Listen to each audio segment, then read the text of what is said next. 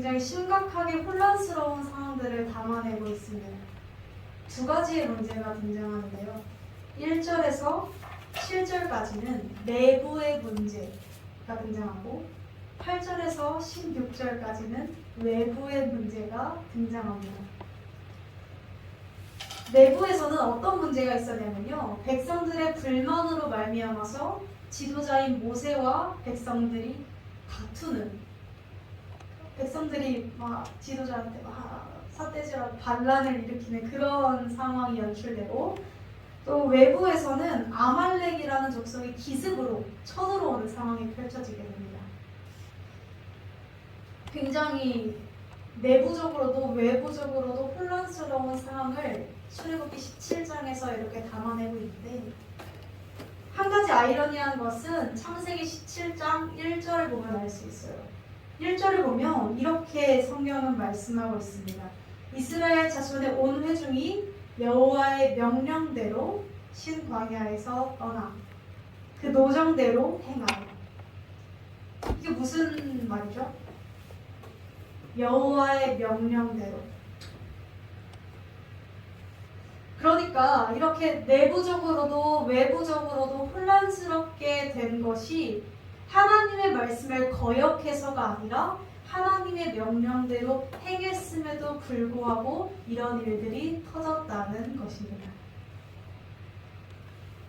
우리는 수없이 이러한 상황들에 마주하곤 하죠. 열심히 기도했는데도 문제가 터지고, 열심히 신앙생활 하는데도 계속해서 꼬이고, 한 가지 일이 풀리면 또 다른 일이 터지고, 계속해서 파도처럼 물밀듯이 몰려오는 그런 상황들을 우리는 보곤 합니다. 그 가운데서 살아가게 되죠. 사실 우리와 모세뿐만 아니라 성경 속에서 유명한 인물 아브라함도 이러한 일들을 겪었습니다.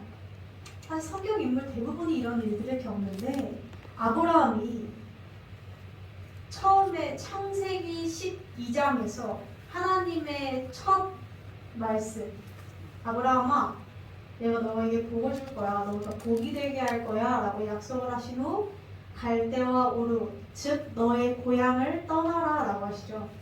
그랬을 때 아브라함이 이때 당시에 성경이 있었던 것도 아니고 다른 것이 있었던 것도 아니고 오직 하나님 말씀에 의지해서 고향을, 자기 생명줄을 버리고 떠납니다. 떠나는데 떠나고 나서 제일 먼저 마주한 것이, 제가 예전 설교에도 한번 한 적이 있었는데, 가장 먼저 마주한 것이 무엇이었냐면 축복이 아니고 기근이었어요. 이게 12장 9절, 8절 아니면 9절에 등장하는데 기근을 맞이해요. 그러니까 아브라함 입장에서는 얼마나 당황스러웠겠어요. 황당했겠죠. 하나님 말씀대로 떠나라 해서 떠났는데 눈앞에 펼쳐진 건 기근이에요. 얼마나 암담하고 주변 따라온 사람들에게 할 말이 없고, 그렇지 않겠습니까? 사실 나는 그렇다 치지만 나를 믿고 따라온 아내와 자식들이 있을 거 아니에요. 물어본 거예요. 얼마나 난처한 상황이었겠어요. 그래서 아브라함은 이때 엄청나게 찌질해져요. 어떻게 찌질해지냐면, 아브라함이 죄를 짓게 되는데 이 죄가 굉장히 찌질해요. 진짜 찌질해요. 아브라함이 기근을 만나서 어디로 도망가냐면요, 애굽으로 피난을 가요. 일단 살아야 되니까 애굽 쪽으로 피난을 가는데, 이때 아브라함 아내 이름, 그때 아브람이었죠. 이름 바뀌기 전이니까. 아브람 아내 이름은 사레였는데 사레가 진짜 예뻤어요. 소문난 미인이었어요. 자, 소문난 미인인 와이프를 데리고 애굽 왕한테로 갔는데, 생각을 해보니까 이 사례를 탐내할 것 같은 거야, 애굽 왕이. 근데 솔직히 생각해봐요. 남편이라는 사람이 아내를 지킬 생각을 해야죠. 그렇죠? 그런데 자, 사례를 와이프가 아닌 여동생으로 소개합니다. 왜요? 와이프라고 소개하면 애굽 왕이 나를 죽일까 봐. 여동생이에요. 와이프. 얼마나 찌질하고 얼마나 추잡하고.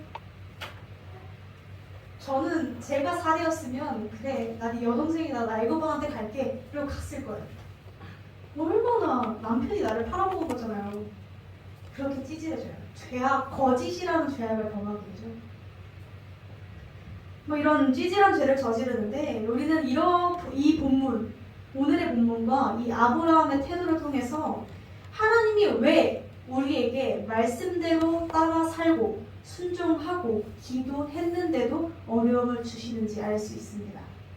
왜냐하면요, 멋있는 말로 하면 연단이고요, 그냥 말로 하면 하나님이 우리를 최대한 찌질하게끔 만들게 하세요.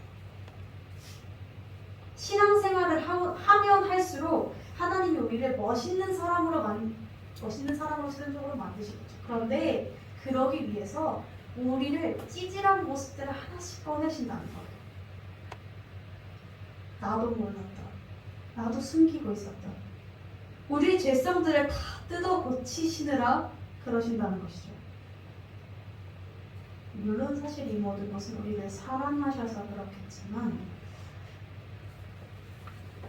아브라함이 그랬듯, 그리고 오늘 본문 속에서 이스라엘 백성들 입장에서는 이래요. 하나님의 말씀대로 애굽을 떠나서 이렇게 살고 떠나서 그 노정대로 향했는데 마실 물이 떨어진 거예요. 사람은 물이 없으면 죽죠. 하나님 말씀대로 했는데 내 목숨이 날아가게 생긴 상황이 된 거예요. 그냥 보통 상황이 아니에요. 내 목숨이 걸린 상황이에요. 사람들은 이때 바닥을 치게 됩니다. 내 안에 숨겨져 있던 원망과 불평과 죄악들이 터져나오게 돼요. 수면 위로 드러나게 됩니다. 우리는 우리에게 어려움이 올 때 우리의 진짜 얼굴을 마주할 수 있습니다. 우리의 바닥. 우리 평소에는 막 웃으면서 성도님 할렐루야, 할렐루야입니다, 우리 다현성도님 막 이러면서 이렇게 할 거예요. 그런데 하나님 앞에서도 말씀 잘 따르는 척 할 것이고, 그저 그렇게 신앙생활하는 척 할 것이고, 선하게 사는 사람인 것처럼, 그럴듯한 사람인 것처럼 나를 포장할 것입니다.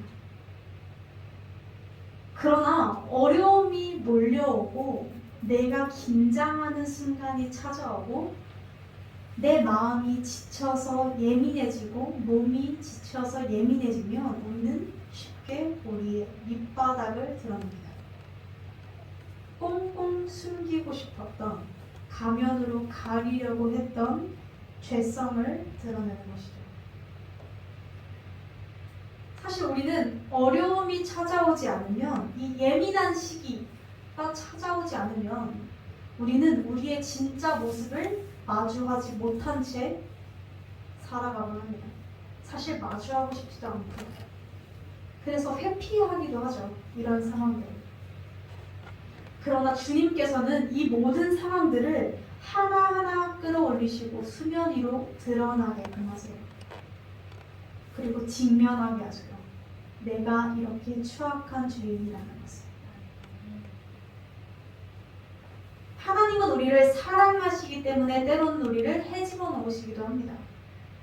우리를 사랑하시기 때문에 우리를 극한의 상황으로 내몰기도 하세요.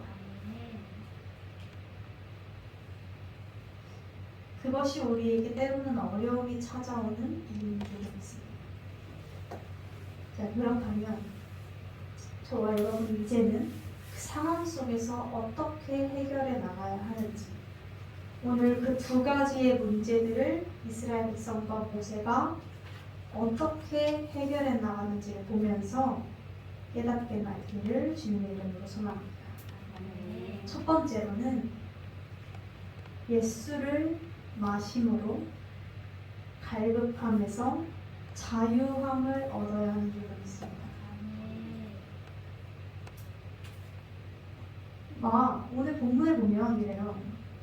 주님이 예비하신 극한의 상황 속에서 이스라엘 백성들이 모세와 다툽니다. 모세가 이렇게 이야기하죠. 너희가 어찌하여 나와 다투느냐? 너희가 어찌하여 여호와를 시험하느냐? 이렇게 말하는데 들리지 않아요. 다투기 시작합니다. 심지어 뭐라고 이야기하냐면요. 우리가 차라리 애굽이 더 낫겠다. 우리를 왜 애굽에서 꺼내가지고 이 모든 어려움들을 겪게 하냐. 애굽에서 살면 잘만 먹고 잘 살 수 있었는데 라고 이야기합니다. 그런데 이들의 기억이 뭔가 왜곡되어 있는 듯하죠. 이스라엘 백성들이 광야에서 맨날 했던 말이 이 말이거든요. 나 애굽에서 잘 먹고 잘 살았는데 왜 꺼내가지고 이 지경을 만들어 놓냐 라는 말을 맨날 해요. 그런데 우리가 생각해보자고요. 진짜 이스라엘 백성들이 애굽에서 잘 살았나요? 아니요. 이스라엘 백성들 애굽에서 노예 생활했고요. 종살이했고요. 내 것이 아닌 채로 자유를 뺏겨 살았고요. 남자아이들 다 죽이라 해서 아들 다 죽고 그 어려운 상황을 겪고 나서도 이들은 그 기억이 왜곡됐어요. 애굽에서 다 괜찮았는데 왜 그런 걸까요? 이들은 억압, 사단이 누르고 있는 통치에 너무 익숙해져 있었어요. 우리도 똑같아요. 우리도 그런 이야기들을 할 때가 있죠. 내가 예수만 안 믿었어도 이거 했을 텐데. 내가 예수 믿는 사람만 아니었어도 이미 이렇게 했을 텐데. 이렇게 살진 않았을 텐데. 좀 더 그럴듯하게 내 욕심 부리면서 살 텐데. 내가 하고 싶은 거 하면서. 예수 때문에 발목이 잡혀가지고.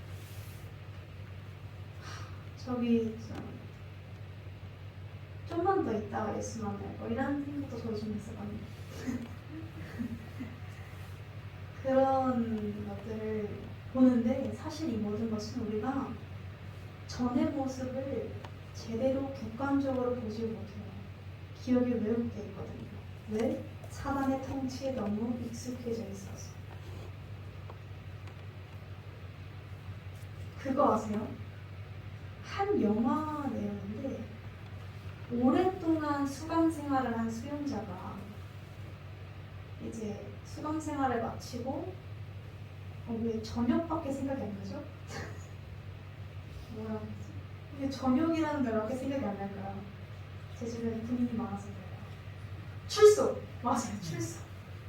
출소를 했는데 이 사람이 출소를 하고 나보니까 진짜 자유를 얻은 거잖아요. 그런데 어떻게 살아가야 될지를 모르겠는 거예요. 그래서 이 사람이 어떻게 한 줄 아세요? 영화 마지막에 다시 죄 짓고 감옥으로 다시 들어가요. 이 사람은 진짜 자유를 모르는 거죠. 차라리 나를 억압하던 그 좁은 방이 나았고 거기서 주는 밥 먹는 게 나았다라고 삶을 생각하는 거잖아요.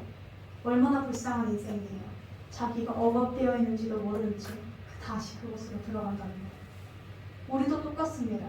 우리도 죄에 대해서 억압되어 있는데 이 억압이 너무 익숙해서 진짜 자유를 만끽해도 누리지를 못해요.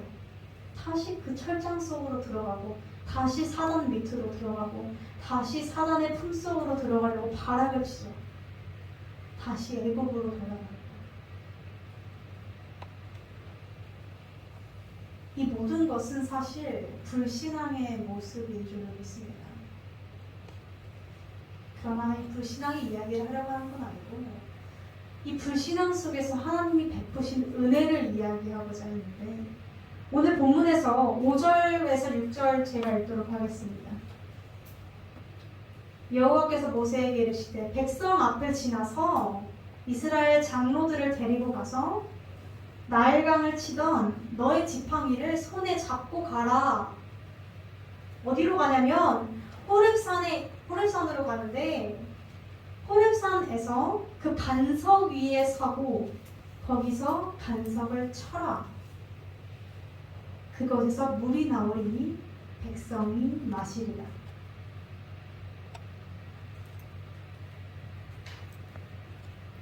주님께서는 이스라엘 백성들 대신에 이스라엘 백성들의 불신앙이었는데 이스라엘 백성들을 치신 것이 아니라 반석을 대신하여 치심으로 그 반석에서 솟아난 샘물을 이스라엘 백성들이 마셔서 살게끔 하셨습니다. 우린 이것을 보고 무엇을 알 수 있냐면요, 이 반석이 무엇인지를 알 수 있어요. 이건 제 생각이 아닙니다. 고린도전서 10장 4절에 이렇게 말씀하세요. 사도 바울은 이 반석을 그리스도 예수라고 하십니다. 그 반석은 곧 그리스도시라. 우리는 무엇을 알 수 있죠? 우리의 불신앙, 우리의 의심, 우리의 죄성, 그 모든 것들을 때문에 우리를 치시고 우리를 죽이시는 하나님이 아니라 대신 예수 그리스도를 치시고 그 예수 그리스도의 보혈로 말미암아 마르지 않는 샘물로 말미암아 우리의 그 모든 갈급과 갈증과 그 문제들을 해결하신 주님의 은혜를 발견할 수 있죠. 우리는 우리가 마주하게 되는 죄성들, 문제들을 통해서 보게 되는 죄성들, 죄악들, 추악한 모습들을 볼 때마다 우리는 무엇을 봐야 돼요? 예수 그리스도를 봐야 돼요. 예수 그리스도로부터 솟아나는 샘물을 마셔야 할 줄로 믿습니다. 예수 그리스도를 마셔야 목마르지 않습니다. 오늘 찬양에서도 우물가의 여인처럼 남구했네 헛되고 헛된 것들, 우물가의 여인이 누구예요? 사마리아 여인이죠. 사마리아 여인이 자신의 갈급함을 무엇으로 채우려고 했나요? 남편들로 채우려고 했어요. 남편 5명. 사별한 남편도 있겠지만 남편 5명은 진짜 쉽지 않은 거긴 하죠. 살면서 남편 5명을 만나볼 일 너무 없을 텐데, 그렇게 갈급을 채우려고 했던 사마리아 여인이 누굴 만나게 돼요? 예수 그리스도를 만나게 돼요. 예수 그리스도가 뭐라 말씀하세요? 나에게서 나는 샘물을 마셔라. 너가 영원히 갈급하지 않으리라. 우리가 예수 그리스도를 그 샘물, 그 보혈을 마실 때, 그러니까 예수 그리스도의 샘물을 마신다는 것은 즉 예수 그리스도를 바라본다는 것이거든요. 예수 그리스도를 믿고 그 은혜에 젖어서 사는 삶이라는 뜻이에요. 그런 삶이 될 때 우리는 어떤 변화가 일어나게 되냐면요, 다른 사람들의 인정에 목마르지 않고요, 나의 욕구에 목마르지 않고요, 참 생명을 얻게 됩니다. 우리가 억압되어 있는 것들로부터 자유하게 됩니다. 우리가 눈치 보고 긴장하는 것들로부터 우리는 자유하게 됩니다. 그래서 우리는 매 순간 의심이 몰려올 때마다 예수를 바라보아야 할 줄을 믿습니다. 문제가 생길 때마다 그 문제, 사실 문제가 터지면 우리는 정말 찌질해지게 되어 있거든요. 그 찌질해진 순간에 찌질해진 내 모습을 보면 혀놓을 수가 없어요. 우리는 굉장히 보통 그래서 그런 문제들을 만났을 때 내 자존감이 떨어진다고 하죠. 내 모습을 바라보게 되면 진짜 별로거든요. 그런데 우리는 그럴 때 내 모습을 바라보면서 한없이 추락하는 것이 아니라, 이게 자존감이 낮아지면 뭔 일이 생기냐면 다른 사람들의 인정을 받고 싶어요. 인정이 없으면 내가 아무런 존재가 아닌 것 같아서 계속해서 인정을 원하고 나를 바라봐주길 원하고 다른 이들의 사랑에 갈급하고, 하지만 예수 그리스도를 만나면 이미 나의 가치, 나의 존재에 대한 그 가치가 증명이 된 거예요. 하나님이 나를 사랑하셨다는 그 이유 하나로.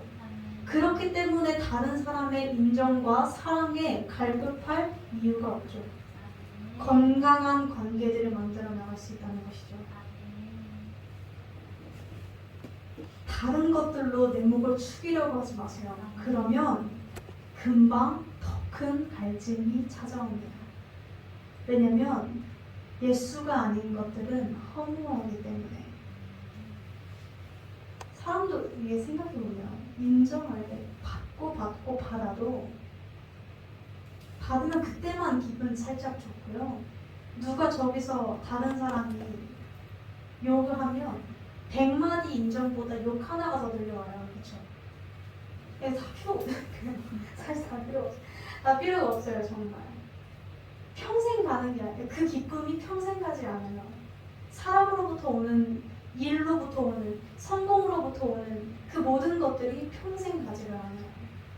예수 그리스도만이 우리를 영원한 갈증에서 해결해 줄 것을 믿습니다. 수없이 찾아오는 인생의 질문과 괴로움과 문제 속에서 그 끝은 결국 예수 그리스도인 줄로 믿습니다. 다른 답은 없습니다. 두 번째로 보면 이제 예수 그리스도의 샘물을 마셨다는 전제하에 8절에 이렇게 등장합니다. 그때가 어느 때죠? 마셨을 때.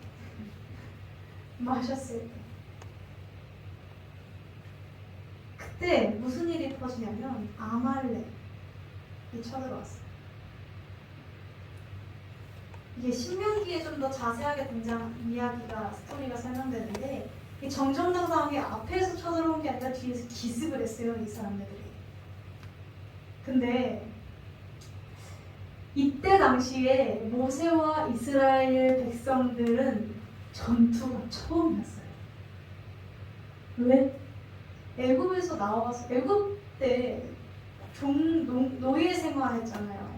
노예 생활한 사람들이 무슨 군사 훈련이 되어 있겠어요? 군사 장비가 갖춰져 있겠어요? 사실 그 모든 것이 아무것도 없는 정말 그냥 맨몸이겠죠, 맨몸. 그런 사람들이고 전쟁 경험도 없는 이들인데 갑자기 아말렉이 기습을 했다는 거예요. 심지어 모세가 여호수아에게 사람들을 택해서 싸우러 나가라라고 하는 걸 보니까 누가 나갈지도 아직 안 정해져 있어요. 그러니까 누가 싸울지도 아직 안 정해져 있는 상황이에요. 그런 상황 속에서 아말렉이 쳐들어왔어요. 혼란스러웠겠죠. 이게 말이 제가 혼란스럽다는 한 단어로 표현했지만 장난 아니었겠죠. 그때 모세가 여호수아를 불러서 이렇게 이야기합니다. 9절 우리를 위하여 사람을 택하여 나가서 아말렉과 싸우라. 야 여호수아야, 가서 싸워. 왜 직접 싸우지 않고요? 모세는 뭐예요? 나는 기도할게. 근데 사실 이렇게만 들으면 조금 이따 이야기할 거긴 한데 좀 무책임하지 않나요? 넌 싸워, 난 기도할게. 약간 이런 느낌.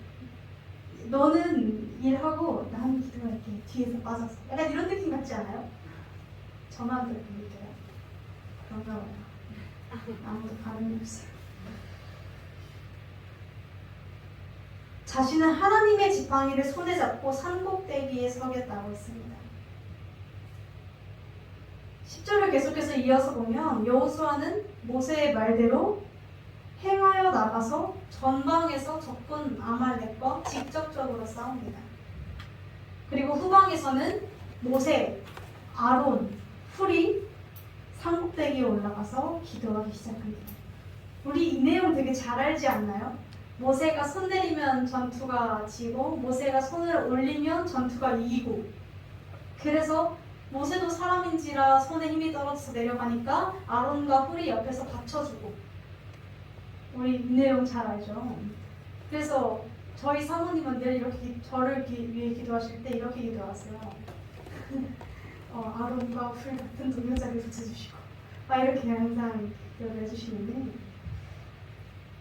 사실 이건 그냥 제가 개인적으로 오해하고 있었고 궁금했던 이야기여서 웃자고 하는 얘기지만 우리는 보통 모세랑 아론과 훌이 어떤 자세로 기도했다고 생각하세요? 저는 모세가 이렇게 하고 있고 아론과 훌이 옆에서 이렇게 받치고 그거 생각하지 않나요? 심지어 어떤 기도회에서도 모세와 아론과 훌 기도회를 본뜬 기도회가 있었는데 진짜 이렇게 한 사람이 이렇게 하고 옆에서 이렇게 받치고 있고. 자, 근데 생각해보세요. 이렇게 하면 세 사람이 힘들어요. 아니 진짜 생각해보세요. 이렇게 혼자 손 올리고 있는 것도 힘든데 옆에서 손을 받치고 있는 애들 얼마나 힘들어요? 진짜 힘들어요. 셋 다 할아버지예요. 이게 모세가 젊은 애들을 데려간 게 아니라 심지어 아론은 자기보다 나이가 많아요. 근데 셋 다 할아버지가 이러고 있는 거예요. 그래서 제가 다시 봤더니 이 자세가 아니더라고요. 이 자세가 아니야. 어떻게 하고 있었냐면 이들도 막 고민했겠죠. 처음에는 손으로 받쳐보기도 하고 뭐 이렇게 끌어당기기도 하고 뭐 어떻게 했다가 나중에 최적의 자세를 찾았는데 모세를 돌 반석 위에 앉혀놔요. 그러면은 이 사람이 앉으면 일단 팔이 올려도 길이가 이게 아니라 한 요쯤 되겠죠. 그러면 아론과 훌이 옆에서 서서 이렇게 잡는 거예요. 대박이죠. 이러니까 좀 자세가 편하게 나오더라고요. 근데 그렇잖아요. 전쟁이 뭐 1시간, 2시간 걸리는 것도 아니고 하루 종일 했을 텐데 신기하지 않았어요? 전 진짜 신기했어요. 이런 자세가 나왔구나. 그렇죠. 너무 흥분해요. 제가 이런 얘기들을 좋아하거든요.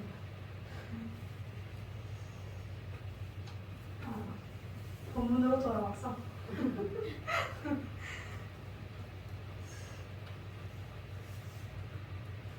우리가 이 본문을 볼 때 주목해야 할 것이 이제 몇 가지 있는데 먼저는 그것이죠. 하나님께서 이 이스라엘 백성들과 모세에게 나가서 전쟁만 해라가 아니라 또는 다 같이 산꼭대기에 올라가서 기도만 해라 또 아니라 파트를 나눠서 너는 기도하고 너는 싸우라 라고 하셨다는 것이죠. 이것을 공동체로 볼 것이 아니라 일단 개인으로만 보면 우리가 매 순간 닥쳐오는 상황 속에서 우리는 싸우기도 해야 하고 기도하기도 해야 한다는 뜻입니다.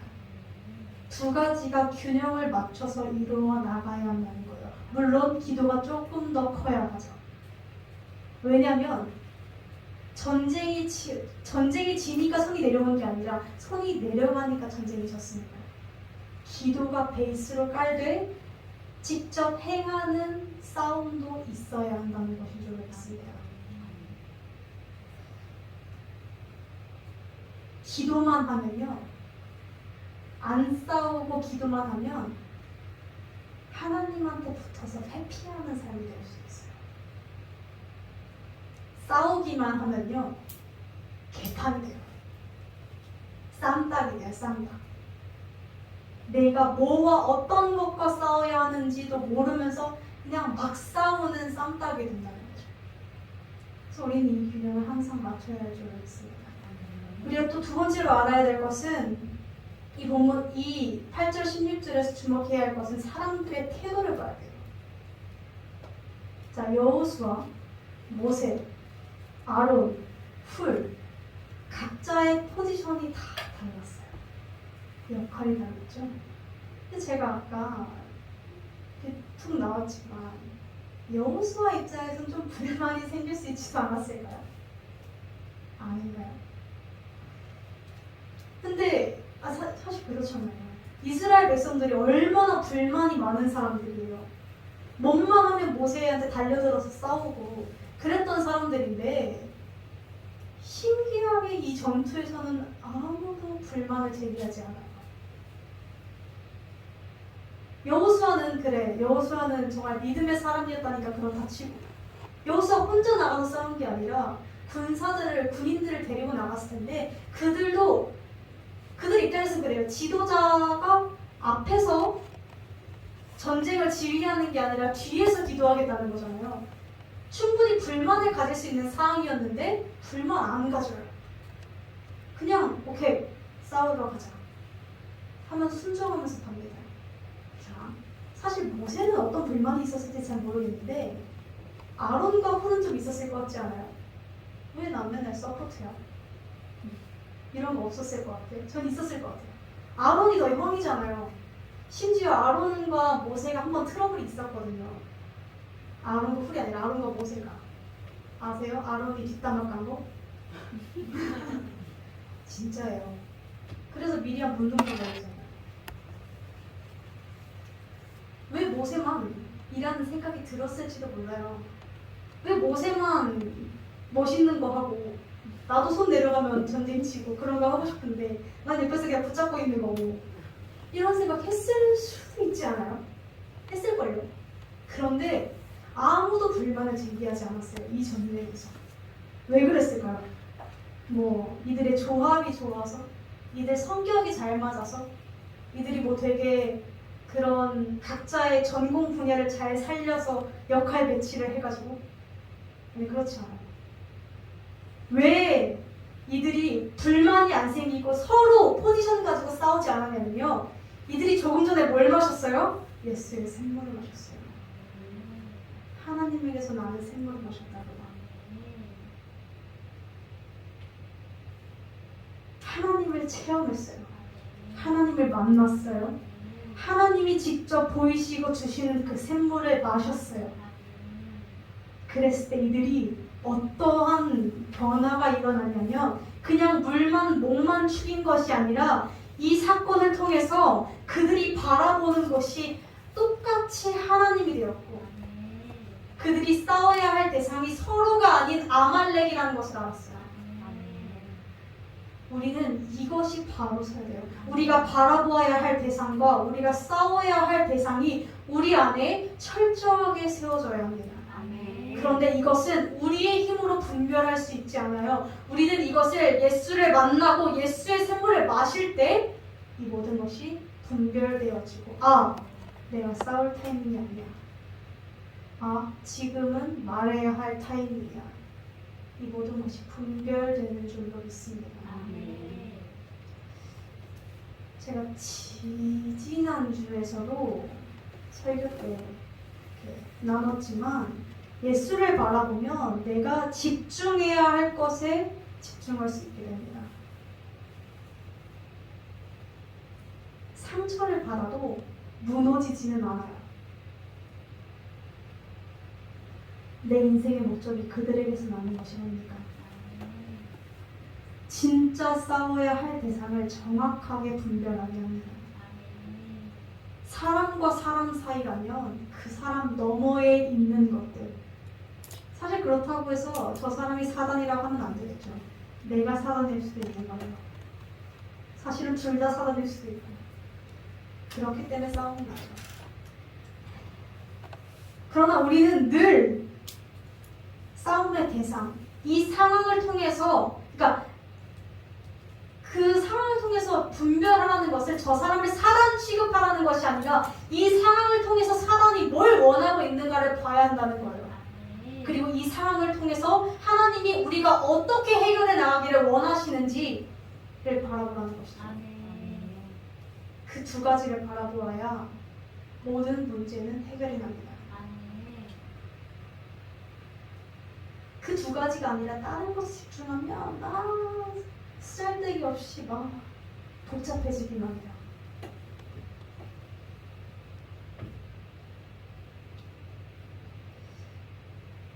그 두 가지가 분명해지면 예수의 샘물을 마셔서 그 두 가지가 분명해지면 하나님이 붙이신 공동체를 사랑할 수 있게 됩니다. 그리고 함께 승리할 수 있게 됩니다. 왜인 줄 아세요? 서로를 마주보는 것이 아니라 서로가 바라보는 것이 같기 때문에 바라보는 것이 같은 사람이 나란히 서 있는 과정이기 때문에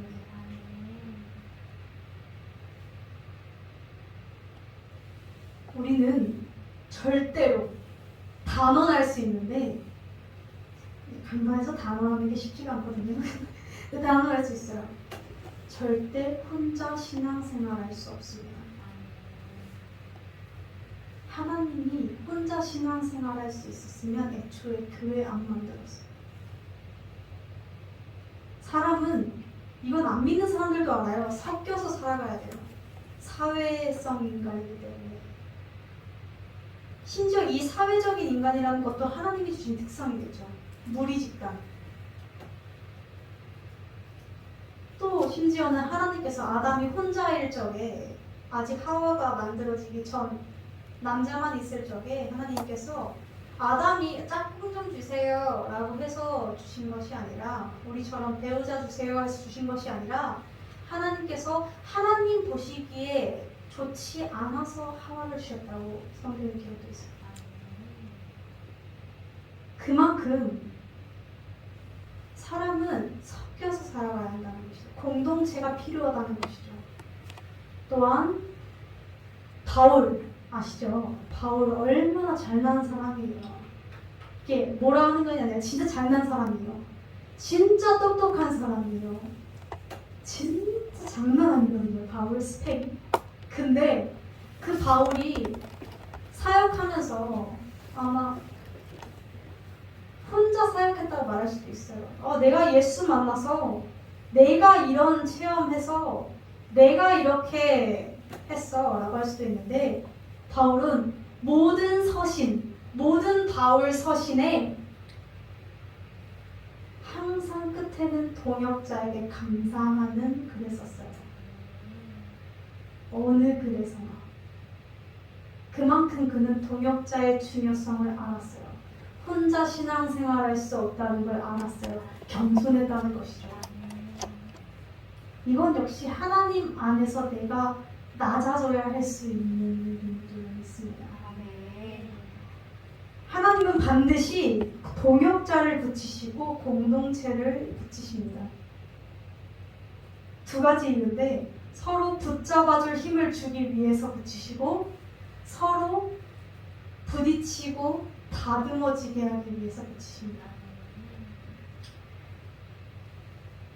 우리는 그 공동체를 통해서 매 순간의 싸움을 승리해 나갈 수 있습니다. 때로는 서로가 넘어졌을 때 붙잡아주면서 또 때로는 나의 죄성이 있다면 상대방이 나를 쳐서 내가 상대방을 쳐서 깨지고 부서지고 난리가 나면서 이게 혼자 신앙생활하면 내가 다 맞는 줄 알고 되게 잘난 줄 알거든요.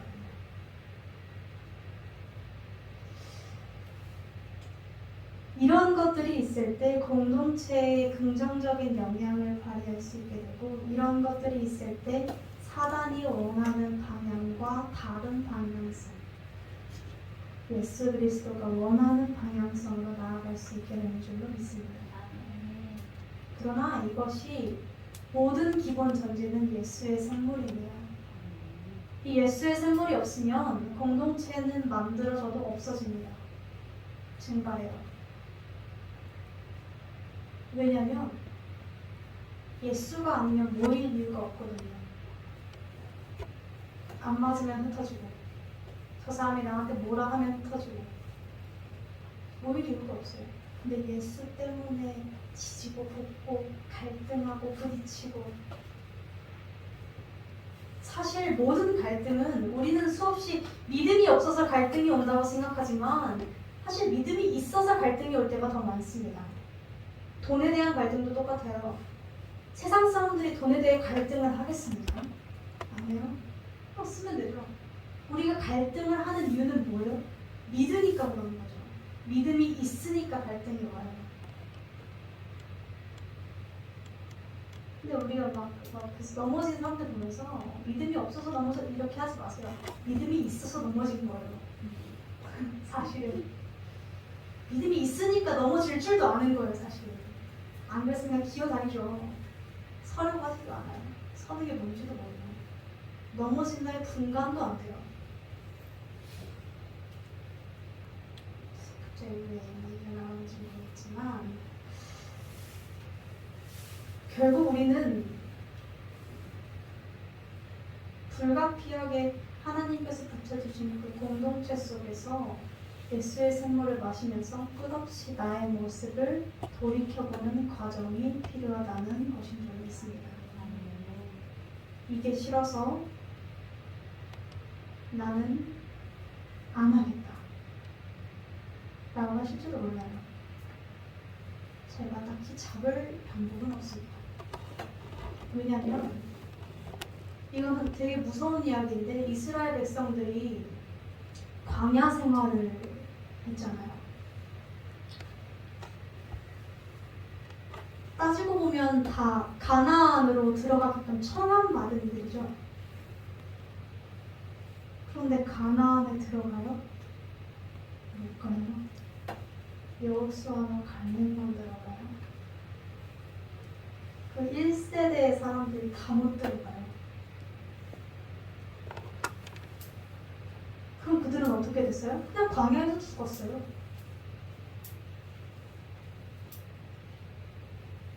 주님께서 우리를 불러주셔서 이 공동체로 불러주셨는데 내가 변화하지 않았잖아요. 그냥 광야에서 죽는 거예요. 그냥 신앙생활 하다가 지옥 가는 거예요. 우리의 목적은 가나안, 천국이잖아요. 가나안이라고 예시되면 안 되겠다. 어쨌든 천국이잖아요. 그렇죠? 그럼 우리는 바뀌어야 되거든요. 난 원래 이래. 내 성격은 원래 남들이랑 이런 거 못해. 나는 원래 이렇게 막 잘 못해. 아니요. 바뀌어야 돼요. 안 그러면 광야에서 죽어요. 죽으려고 이 교회 온 건 아닙니다. 그렇죠? 마지막으로 우리가 한 번 더 생각해 보아야 하는 것은 이 모든 것이 하나님의 각본이고 하나님의 의도고 하나님의 연출이며 하나님의 계획인 줄로 믿습니다. 모세가 처음 산꼭대기에 올라갔을 때 알았을까요? 자기가 손 들면 이기고 손 내리면 질 거라는 걸 몰랐을 거예요. 모세가 하나님께 주님, 내가 손 들면 이기게 해주시고 내가 손 내리면 지게 해주십시오 라고 고백하지 않았거든요. 그럼 그냥 처음에 손 이렇게 올리고 있다가 기도할 때 올리고 있다가 이기고 있어서 긴장이 좀 풀려서 슬슬 이렇게 내려왔는데 뭔가 지니까 어떡하지? 지네? 뭐야? 이러다 알았을 거예요. 모세도 몰랐겠죠. 모세의 의도가 아니었다는 거예요. 이 본문 속에서 모세가 굉장히 드러나지만 사실 모세가 주인공이 아니라는 것이죠. 그렇다고 전장에서 싸우고 있는 여호수아가 주인공인가요? 그렇지도 않다는 것이죠. 누가 주인공이에요? 하나님이 주인공이세요. 그래서 마지막에 모세가 기념비를 뭐라고 세워요? 여호와 니시, 여호와의 깃발, 여호와의 기. 사랑하는 성도 여러분, 결국 우리는 매 순간의 상황, 고난 또는 사단에게 벗어나기 위함, 하나님이 원하시는 성화의 모습, 그리스도인의 삶, 이 모든 것들을 위하여 첫 번째로는 예수가 주시는 샘물을 마셔야 하고, 이게 기본 전제고요. 예수가 주시는 샘물을 마시는 것. 두 번째는 그 예수 그리스도의 샘물을 마신 자들이 모인 공동체, 교회라는 곳에서 같은 곳을 바라보면서 나아가야 하고, 서로를 마주보면 안 되고요. 같은 곳을 바라보며 나아가야 하고, 그 모든 것을 하나님이 주관하신다는 것을 기억해야 할 줄로 믿습니다. 사랑하는 성도 여러분, 이미 코로나 바이러스로 많은 그리스도인들이 주저앉았습니다. 너무나 많은, 사실 우리 교회에서는 많이 못 느끼죠. 잘 못 느끼는데 많이 주저앉았고 많이 무너졌고, 사람들의 가치관도 많이 바뀌었어요. 집에서 하는, 인터넷으로 하는, 직접 모이지 않아도 되는. 근데 교회의 속성은 모여야 하거든요. 목사님들이 포기하지 못하시는 이유가 교회는 모여야 하는 곳이기 때문이에요. 그런데 사람들의 가치관이 변하고 있어요. 모이지 않아도 되잖아요. 집에서도 할 수 있잖아요. 인터넷으로 할 수 있잖아요. 핸드폰으로 할 수 있잖아요. 가치관들이 계속 변하고 있어요.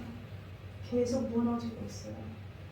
우리가 시야를 넓혀서 보지 않는 것뿐이지 무너지고 있는 자들이 너무 많아요. 어제 제가 한 미양사님이 보내주신 그 영상도 여기였죠. 우리가 관심을 가지지 않을 뿐이지 곳곳에서는 어려움이 속출하고 있습니다. 이러한 상황 속에서 우리는 누구랑 싸워야 하며 누구를 바라보아야 하며 그 기준이 바로 되어야 할 줄 믿습니다. 내 기준이 아닌 예수 그리스도의 기준입니다.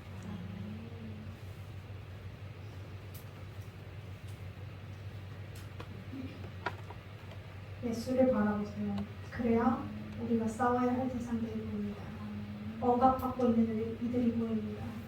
외로워하고 있는 이들이 보입니다. 홀로 주저앉아 있는 이들이 보입니다. 세상에 입술 비치지 마시고 세상에 젖어 들어가지 마시고 굳게 싸워 나가기를 주님 이름으로 선언합니다.